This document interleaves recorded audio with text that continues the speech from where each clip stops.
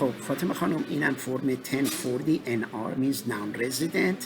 بعد خدمتتون بگم اینجا اسمو first name، بعد اینجا last name، اینجا social security number، اینجا آدرستون رو میزنین، اینجا استیت و زیپ کد، بعد میاین اینجا اینو سینگل رو میزنین که سینگل، بعد اینجا میپرسه که آیا چیزی مثلا کریپتوکارنسی فروختین، بزنین نه، بعد میاین اینجا میگه تمام پولی که امسال گرفتین 26169، بعد میاین تمام رقم رو اینجا مینویسین، بعد اینجا ازتون میپرسه که فدرال تکستون چقدر بوده، 2921 بر طبق جدول.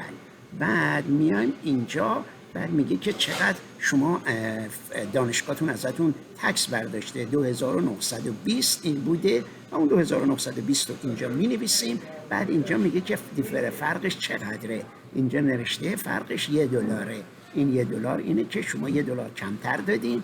بعد میاین اینجا و خدمتتون بگم که اینجا امضا میکنین، تاریخ مینویسین، your occupation مثلا میزنین student، هرچی دوست دارین. بعد خدمتتون بگم تلفنتون رو اینجا مینویسین، ایمیلتون رو اینجا مینویسین، بعد آدرس رو من براتون میفرستم. حالا اینم براتون پست میکنم اگر اینفورمیشنش از بین نره.